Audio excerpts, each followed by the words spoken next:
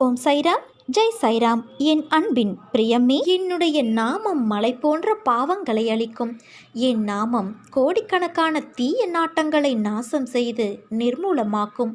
என் நாமம் காலனின் கழுத்தை நெரிக்கும். இவ்வளவு மகிமை உள்ள என் நாமத்தின் மீது ஆர்வத்தையும் ஆசையையும் அன்பையும் வளர்த்து கொள்ள வேண்டும். எதிர்பாராமல் நாக்கில் தோன்றினாலும் என் நாமம் தன்னுடைய பிரபாவத்தை வெளிப்படுத்தும். நம்மை பரிசுத்தமாக்கிக் கொள்ள நாம ஜபத்தை விட சுலபமான வழி வேறு எதுவும் இல்லை. என் நாமத்தை தியானம் செய்வதற்கு நீராடல் தேவையில்லை. நாமம் செய்வதற்கு சடங்குகளும் சாஸ்திரங்களும் தேவையில்லை. மனம் தளராத நம்பிக்கை, அசராத பக்தி, இவை இரண்டுமே எப்போதும் உன்னுடைய பிரதான குறிக்கோளாக வைத்துக்கொள். ஒருவன் காத்தாடியை ஆகாயத்தை நோக்கி விடுவான் என்றால் அந்த காத்தாடியின் மீது உள்ள நம்பிக்கை அல்ல, காற்றின் மீதுள்ள நம்பிக்கையும் நூலின் மீதுள்ள பொறுமையும் அந்த காத்தாடியை ஆகாயத்தை நோக்கி பறக்க உதவுகிறது. அதே போலத்தான் உன்னுடைய வாழ்க்கையும். உன் வாழ்க்கையை நீ உனது குறிக்கோளை அடைய மிக முக்கியமானது நம்பிக்கையும் பொறுமையும் மட்டும்தான். ஏற்றிவிடப்பட்ட காத்தாடி மீண்டும் தன் கையில் வர வேண்டும் என்றால் நாம் முதலில் சமாளிக்க வேண்டியது காற்றின் சீற்றத்தை தான். அதே போலத்தான் நம் வாழ்க்கை என்னும் பெருங்கடலை கடக்கும் பொழுது இடையில் ஏற்படும் சீற்றங்களை மிக கவனமாக கடக்க வேண்டும். அப்படி மிக கவனமாக எவன் ஒருவன் கடந்து செல்கிறான் என்றால் அந்த ஏற்றிவிடப்பட்ட காத்தாடி ஆகாயத்தை தொட்டு மீண்டும் அவனுடைய பிரதான இலக்கை அடைந்து அவன் கையில் வந்து சேரும். இதே போலத்தான் உன் வாழ்க்கையில் ஒவ்வொரு முயற்சியிலும் உன் குறிக்கோளை நோக்கி மட்டுமே இருக்க வேண்டும். இப்படிப்பட்ட குறிக்கோளை நோக்கி எந்த ஒரு பக்தன் என்னை முழுமையாக நம்பி புத்தியையும் மனதையும் எனக்காக செலுத்தி வருகிறான் என்றால் அவன் நினைத்ததை நான் நடத்தி தருவேன். அவனுடைய லட்சியத்துக்காக நான் 7 கடலையும் தாண்டி வந்து உதவி புரிவேன். எந்த சூழ்நிலையிலும் மனதைரியத்தை இழக்கக்கூடாது. என் மீது நம்பிக்கை வை. உன் வெற்றியை நான் அமைத்து தருவது உறுதி. என் வார்த்தைகள் மீதும் நம்பிக்கை வை என் குழந்தையே. நம்பிக்கையும் பொறுமையும் தான் பக்தி என்ற தேரை இயக்குகின்ற 2 சக்கரங்களாக இருக்கிறது. அதே போல சுகங்களும் துக்கங்களும் வாழ்க்கை என்ற வண்டியை ஓட்டுகின்ற 2 சக்கரங்களாக இருக்கிறது. நான் வகுத்து வைத்த சில நியாயங்களுக்கு தகுந்தது மாதிரி மனிதன் துக்கத்தை மட்டுமே அனுபவிப்பது இல்லை. கஷ்டங்களையெல்லாம் நான் சுகமாக மாற்றிவிடுகிறேன். வாழ்க்கையில் சில நேரங்களில் துக்கத்தில் மூழ்க வேண்டியதாகிறது. நீ செய்கின்ற கர்ம வினைதான் உன் வாழ்க்கையில் சந்திக்கின்ற எல்லா விதமான சுகங்களுக்கும் துக்கங்களுக்கும் காரணமாக அமைகின்றது. கர்ம வினை எதுவோ அது இங்கு பலனாக மாறுகிறது. பிரச்சனைகள் மனதை அழுத்தும் நேரத்தில் தடுமாற்றமே இல்லாமல் என் நாமத்தை சொல்லி ஆராதிப்பவர்களே என்னுடைய பக்தர்கள். அவர்களுக்கு என் ஆசிர்வாதங்களையும் கருணையையும் பொழிந்து அவர்களை நான் எப்படியும் காப்பாற்றி விடுவேன். என் அனுமதி இல்லாமல் உன்னை துன்புறுத்தி பார்க்க ஆசைப்படுபவன் என்னை துன்புறுத்தி பார்ப்பதற்கு சமம். நான் உன்னோடு இருக்கையில் எதற்கும் கடுகளவு கூட ஒரு நாளும் கலங்காதே. பொறுமையாக இரு, நான் இருக்கிறேன். என்னை நம்பி என்னிடத்தில் ஐக்கியமாகிவிடு. உனக்கு வேண்டியதை செய்ய உன் தந்தை நான் காத்திருக்கிறேன் என் குழந்தையே. கடந்த காலத்தை கலக்கமில்லாமல் உணர்ந்து கொள். நிகழ்காலத்தை ஊக்கத்தோடு அணுகு. வரும் காலத்தை தைரியமோடு எதிர்கொள். கிடைக்காததையும் தவறவிட்டதையும் நினைத்து மனம் தளராதே. உனக்கு கிடைத்த வரங்களை உன் எண்ணத்தில் கொள். கடவுளை நம்பு. உன் தந்தையான என்னை நம்பு. நான் நல்லவர்களை என்றும் கைவிட மாட்டேன். உன் மனதிற்கு நிம்மதியை தரும் மாற்றங்கள் தான் உன் வாழ்வில் இப்போது நடக்கின்றன. விரைவில் உன் மனம் எதிர்பார்த்த அந்த நிம்மதியான வாழ்வை நீ வாழப்போகிறாய். இல்லத்தில் உள்ள பிரச்சனைகள் எல்லாம் முடிவுக்கு வரும். உன் உள்ளத்தில் அடுத்து என்ன செய்ய வேண்டும் என்ற தெளிவான சிந்தனை பிறக்கும். நல்லதே நடக்கப் போகிறது என் குழந்தையே. நீ வாழ பிறந்திருக்கின்றாய். வாழ்வை அனுபவித்து வாழ வேண்டும். அதற்கு தடையாக உள்ள கஷ்டங்களையும் பிரச்சனைகளையும் வேறு விதமான சூழல்களையும் நீக்கி எல்லாவற்றிலும் சம்பூரணமாக வாழ வேண்டும் என்பதே உன் தந்தையான என்னுடைய விருப்பம். என் விருப்பம் உங்கள் வாழ்க்கையில் நடைமுறைக்கு வர வேண்டும் என்றால் நான் உங்கள் மனதில் இருக்க வேண்டும். மனதில் இருப்பதை எப்படி அறிந்து கொள்வது என நீ கேட்கலாம். எந்த மனதில் அமைதியும் சாந்தமும் நிலவுகிறதோ, எந்த மனம் எப்போதும் அன்பினால் நெகிழ்கிறதோ, எந்த மனம் அனைத்தையும் சகிக்கிறதோ, எந்த மனம் எப்பொழுதும் பொறுமை காக்கிறதோ அந்த மனதில் நான் இருப்பேன். சில நேரங்களில் கஷ்டம் கலங்க செய்யும், வேதனை திகைக்க வைக்கும், பிரச்சனைகள் மூழ்கடிப்பது போல தெரியும். ஆனால் திகைக்கக்கூடாது. எதையும் முன்ஜென்மத்து வினையென எடுத்துக்கொண்டு இனி வரும் நாட்களில் நன்றாக இருப்பதற்காக இந்த நிலையை நான் தருகிறேன் என ஏற்றுக்கொள்ள வேண்டும். என் தந்தை எனக்கு எதையும் செய்யவில்லை என கதறி அழுத நாட்கள் உண்டு. அழுத நாட்கள் முடிந்து போகும் குழந்தையே. ஆனந்தமான காலம் உனக்காக காத்திருக்கிறது. மரம் இலைகளை உதிர்க்க ஆரம்பித்து மொட்டையாகி நின்றால் மரம் பட்டுவிட்டது என நாம் பதறுவது இல்லை. இது இலையுதிர் காலம், இனி வசந்த காலம் வரும் என்பதை நினைத்து நாம் காத்திருப்போம் அல்லவா? இந்த துன்ப நாட்கள் முடிவுக்கு வந்து உனக்கு இன்பம் சேரப்போகிறது. அன்றைக்கு நீ தகுதியாக இருப்பதற்காக இந்த கஷ்டம் என்ற பயிற்சி அளிக்கப்படுகிறது. உன் தந்தையான நான் எப்படி முழுமையானவரோ அப்படியே நீங்கள் அனைவரும் முழுமையான தன்மை உடையவர்கள். என் தங்கமே, உனக்காக நான் வகுத்த வழியில்தான் நீ பயணிக்கின்றாய். பயமின்றி முன்னேறு. வரும் தடைகள் எல்லாம் உன் நலனுக்காகத்தான் வருகிறது. உன் பொறுமைக்கும் உன் நம்பிக்கைக்கும் நீ கனவிலும் நினைக்காத வாழ்வை நான் உனக்கு அமைத்து தருவேன் குழந்தையே. தன்னை நம்பியவருக்கு எதை கேட்டாலும் கொடுக்கும் வல்லமை என்னுடையது. எதிலும் நம்பிக்கையோடும் பொறுமையோடும் காத்திரு. உன் கோரிக்கை நிறைவேறும். அத்தோடு மற்றவருக்கு துரோகம் மட்டும் செய்யாதே குழந்தையே. மற்றவருக்கு உன்னால் முயன்ற உதவியை செய். உனக்கு எதை எப்பொழுது கொடுக்க வேண்டும் என்று எனக்கு தெரியும். உரிய நேரத்தில் உரியவற்றை நாம் கொடுத்து உதவுவேன். வெற்றி என்ற ஒன்றை மட்டும் நினைத்துப்பார். தோல்வியை பற்றி என்னவே செய்யாதே. என்னை நம்பினோருக்கு தோல்வி என்பது வருவது கிடையாது. எந்த சந்தர்ப்பத்திலும் உன்னுடைய நம்பிக்கையை தளர விடாதே குழந்தையே. பிறர் உன்னை எப்படி நடத்தினாலும் சினத்திற்கு இடம் கொடுத்து விடாதே. இறைவன் மீது நீ தூய களப்பற்ற அன்பு கொண்டுள்ளதால் பிறருடைய மனத்தாங்கள் கெட்ட எண்ணமாகியவற்றிலிருந்து உன்னை எப்படி பாதுகாப்பது என்ற முடிவை அவனிடமே விட்டுவிடு. உன் இன்பங்களையும் மகிழ்ச்சியையும் இறைவனிடமிருந்தே எதிர்பார்த்து இரு. என் திசைக்கு திரும்பும் யாரையும் சோகம் தொடக்கூட செய்யாது. உனக்கு என்ன தேவையோ அதை என்னிடம் தெளிவாகவும் தீர்க்கமாகவும் கேள். எல்லாவற்றையும் உன் தந்தையான நான் நிறைவேற்றி கொடுப்பேன். உன் மனம் நிலையாக இருக்கட்டும். மற்றதை உன் தந்தையான நான் பார்த்து கொள்கிறேன். உனது பிரச்சனைகள் என்னவானால் என்ன? நீ அனைத்தையும் கடந்து போகத்தான் பிறந்திருக்கின்றாய். கஷ்டப்பட்டாலும் சுகத்தை அனுபவித்தாலும் அது முன்ஜென்ம கர்ம வினை பலன் என்பதை உன் தந்தையான நான் காட்டுவேன். நீ இனி எதை பற்றியும் கவலைப்பட மாட்டேன் என்பதை ஒரு தீர்மானமாக வைத்துக்கொள். இனி எப்படி இருக்கப் போகிறாய் என்பதை பற்றி சிந்தனை செய். உன் ஏமாற்றமான சூழ்நிலைகளை மாற்றும் வழிகள் என்ன, நடைமுறை சாத்தியங்கள் என்ன என்பது பற்றி உன் உள்ளத்தில் நான் பேசும்போது கூர்ந்து கவனி. நீ ஆன்மா. உனக்கு சுகமோ துக்கமோ கிடையாது. அவை இந்த உடலுக்கு மட்டுமே உரியது என்றாலும் நான் இந்த உடலைத்தான் கோவிலாக வைத்து அதில் வசிக்கின்றேன். எனக்காக காத்திரு. உன் பிரச்சனையெல்லாம் நானே தீர்த்து வைப்பேன். கவலைப்பட்டது போதும் குழந்தையே. இனி உன் வாழ்வில் அற்புதங்கள் நிகழ்வதற்கான காலகட்டத்தை நீ நெருங்கிவிட்டாய். அதுவரை சற்று பொறுமையாக இரு. எல்லாம் நல்லதாகவே நடக்கும். பல ஏமாற்றங்களால் நீ மனம் வருந்துகிறாய். நேர்மையாகவும் உள்ளபூர்வமாகவும் இருக்கும் உன்னை ஏமாற்றியதற்கான அந்த தேவினை நிச்சயம் அவர்களை போய் சேரும். உன் வாழ்க்கை ஒளிமயமாக மாறும் நாள் வெகு தொலைவில் இல்லை. இது என் பிள்ளைக்கு நான் கொடுக்கும் மனமார்ந்த ஆசீர்வாதமும் சத்தியமும் ஆகும். உனக்கு எங்கு விருப்பமோ அங்கு இரு. என்ன தேர்ந்தெடுக்கிறாயோ அதையே நீ செய். ஆனால் ஒன்று நினைவிருக்கட்டும், நீ செய்யும் ஒவ்வொன்றும் எனக்கு தெரியும். ஏனென்றால் நான் தான் உன் நடத்துனர். அசைவன அசையாவன என அனைத்திலும் நானே இருக்கின்றேன். அனைத்து உணர்வுகளின் இயக்குனன், ஆக்குபவன், காப்பவன், அழிப்பவன் என எல்லாமே நான் தான். என் பக்கம் கவனம் முழுவதையும் பதித்து விடுவோனை எதுவும் அளிக்காது. என்னை மறந்து விடுபவனிடம் மாயை புகுந்துவிடும். புழும்பூச்சி முதல் சுழலும் கோள்கள் உட்பட பிரபஞ்சங்கள் அனைத்துமே நான், என்னுடைய பிற வடிவங்கள். விடியலும் விடியலுக்கான தருணங்களும் உனக்காக காத்து கொண்டு இருக்கிறது. அகண்டவானில் இதோ இருளகன்று சூரிய உதயம் உன் வாழ்வில் துளிர்க்கப் போகிறது.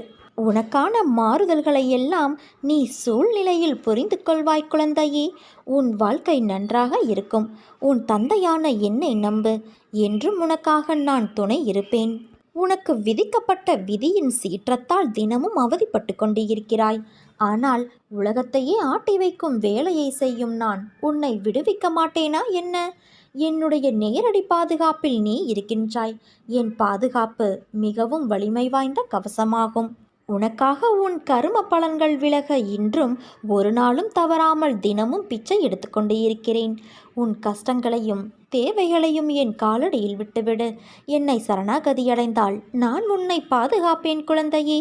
எதையும் நெருங்க விடமாட்டேன். என் செல்வங்களாகிய உன்னை காப்பதற்கு வந்த சத்குரு நான்.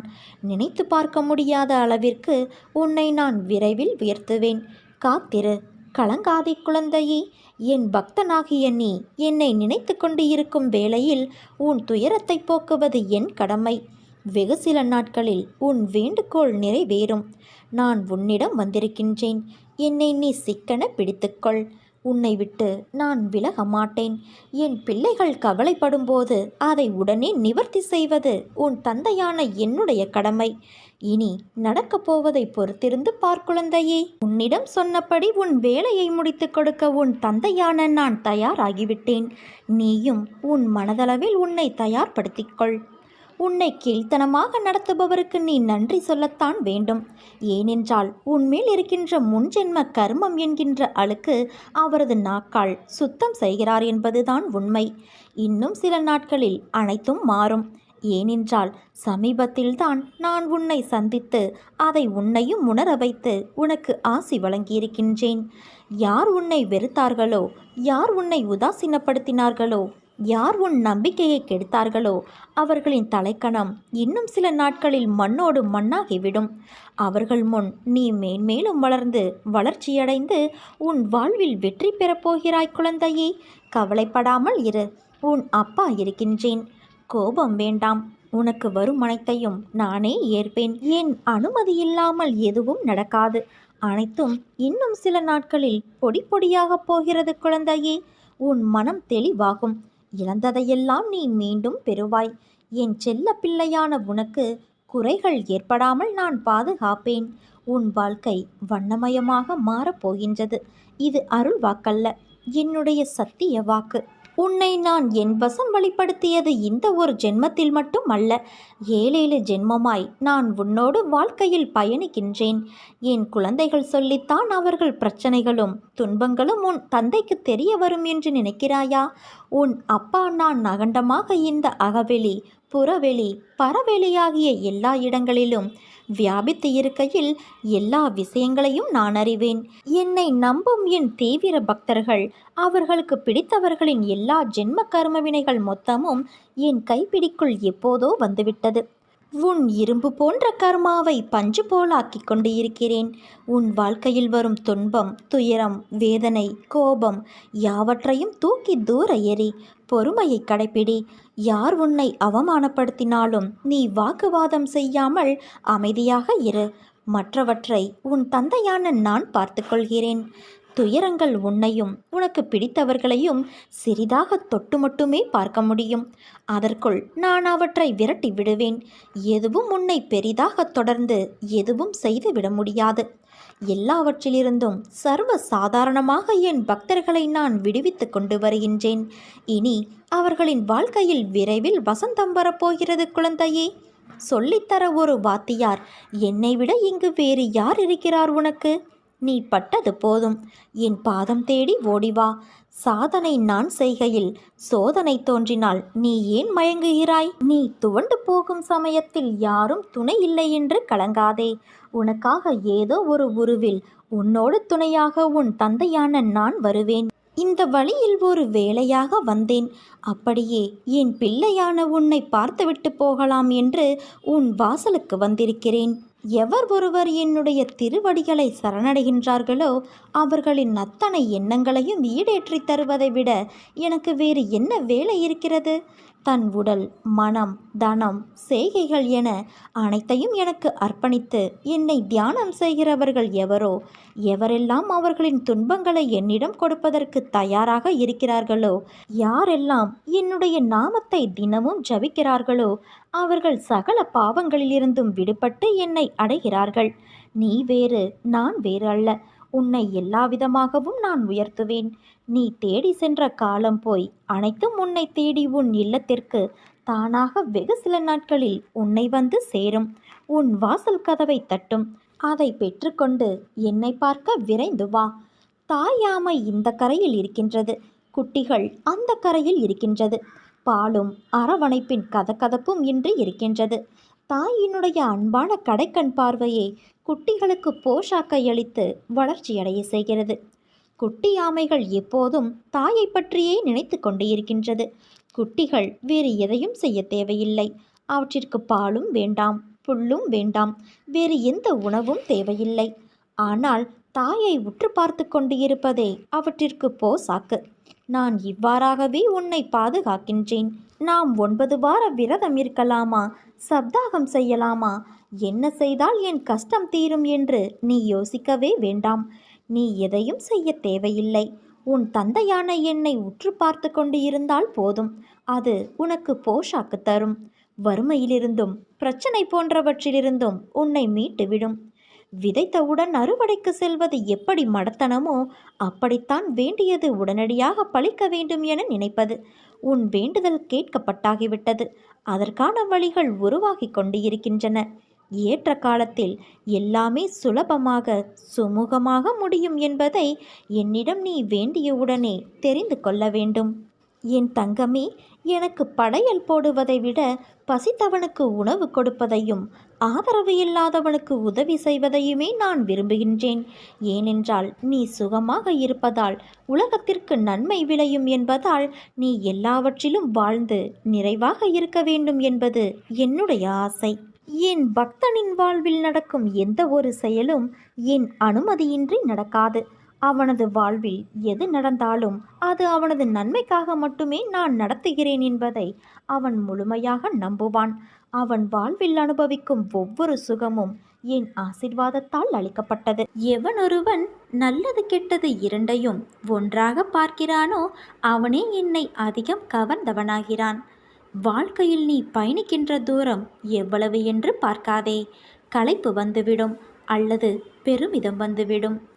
தூரங்களில் நீ எவ்வளவு கற்று தேர்ந்துள்ளாய் என்பதை கவனி. உன்னிடம் அதை நீ செய்முறைப்படுத்துகிறாயா என்று யோசி. அந்த நடைமுறையில் நீ கடந்த பயணங்கள் உன்னை நேர்மறையில் மாற்றியதும் உனக்கு சில பக்குவத்தை ஏற்படுத்திய விஷயங்களில் உன் எண்ணங்கள் இனிமேல் வரும் காலத்தில் அதே பயின்ற பக்குவத்தில் நீ செயல்படுவாயா என்று உன்னிடம் நீயே கேட்டுப்பார். இவற்றில் உனக்கு பதில் கிடைத்தால் நிச்சயம் நீ வெற்றி பயணத்தை நோக்கி நகர்கிறாய் என்று அர்த்தம். உன்னில் உன் சாய் தேவா நான் இருக்கிறேன் என்பதை திடமாக நம்பு. நிச்சயம் உயர்த்தி வாழ வைப்பேன். நீ உன் உள் மனதில் வைத்து கதறுகின்ற விஷயம் எனக்கு தெரியாது என்று எப்படி நீ நினைத்தாய்? நிச்சயம் அதிலிருந்து உனக்கு நான் விடுதலை அளிப்பேன். எல்லோரும் வாழ்க்கையில் முன்னேற்றத்தை எளிதாய் பெறுவது இல்லை. அதற்கு நிறைய விஷயங்களில் நீ முயற்சி செய்ய வேண்டும், உழைக்க வேண்டும். உழைப்பும் நேர்மையும் உன்னை தற்காலிகமாக காயப்படுத்தும். ஆனால் ஒரு நாள் நிச்சயம் நீ கிரீடம் எய்துவாய். வாழ்க்கையில் கஷ்டங்களை நினைத்து எவ்வளவு நாள் இப்படியே அவற்றிலேயே தேங்கி நிற்கப் போகிறாய்? அவற்றை விட்டுவிடு. புத்துணர்ச்சியுடன் வாழ பழகிக்கொள். செய்யும் காரியங்களை பிடித்து மகிழ்வோடு செய். அதற்கான பலன் உன்னை தேடி வரும். உன் கைப்பிடித்து உன் பாதையில் உன்னுடனே உன் சாய் தேவாயிருக்கிறேன். உன் கண்ணீர் என் கண்ணீர், உன் வழி உன் சாய் தேவாவின் வழி. அதை நிச்சயம் நான் சரி செய்வேன். முதலில் உன் கண்ணீரை துடை. உன் கண்ணீரை துடைக்க உன் சாயப்பா நான் இருக்கிறேன். பிறகு ஏன் இந்த கலக்கம், ஏன் இந்த குழப்பம் உனக்கு? ஏன் நான் அனைத்தையும் சரி செய்ய மாட்டேனா? ஒன்றை நன்றாக புரிந்து கொள். உன் கோரிக்கைகளை நான் என்றும் நிராகரித்தது கிடையாது. நிச்சயம் அது நிறைவேறும். உன் கனவுகள் அனைத்தும் மெய்ப்படும். முதலில் உன் மனதில் தோன்றும் தேவையற்ற சஞ்சலத்தை அழித்துவிடு. உன் வார்த்தைக்கு யாரும் மதிப்பளிக்கவில்லையே என்றுதானே நீ அதிகம் வருந்துகிறாய்? வருந்தாதே. உன் நல்வார்த்தைகளை செவிசாய்க்காமல் வழி நடப்பவர்களுக்குத்தான் இழப்பு, உனக்கு இல்லை. உன்னை சுற்றியுள்ளவர்களில் யார் நல்லவர் கெட்டவர் என்ற சந்தேக கண் கொண்டு பார்க்காதே. நீ உன் கடமையை செய். ஒருவேளை அவர்கள் உனக்கு தீங்கு இழைத்தால் அதற்கான தண்டனையை நிச்சயம் அவர்கள் அனுபவிப்பார்கள். கவலைகளையெல்லாம் தூக்கி எறி. வாழ்க்கையை நம்பிக்கையோடு எதிர்த்து நில். அப்போதுதான் உன்னால் தடைகளை தகர்த்து வெற்றியடைய முடியும். உனது துயரங்கள், வியாதிகள், கடன் சுமைகள் அனைத்தும் உன்னை விட்டு விலகும். உனது நிழலாக நான் இருக்கும்போது எதற்காகவும் நீ கலங்கக்கூடாது. மனதில் நம்பிக்கையோடு இரு. நீ மகிழ்ச்சியாக இருப்பதை பார்ப்பதற்கே உன் அம்மா அப்பாவாகிய இந்த சாய்பாபா என்றும் விரும்புகிறேன். எப்பொழுதும் நான் உன்னை கைவிட மாட்டேன் என் தங்கமே. நான் ஒவ்வொரு வினாடியும் உன்னுடன் தான் இருக்கின்றேன். நீ தனியாக நடப்பதாக நினைக்கிறாயா? உன் பாதை என்னால் வடிவமைக்கப்பட்டது. என் அனுமதி இல்லாமல் எதுவும் நடக்காது. நீ நம்பிக்கையோடு இரு. நீ நம்பிக்கையோடு இருந்தால் நல்லதே நடக்கும். சாயிருக்க பயமேன். ஓம் சாய்ராம். ஜெய் சாய்ராம்.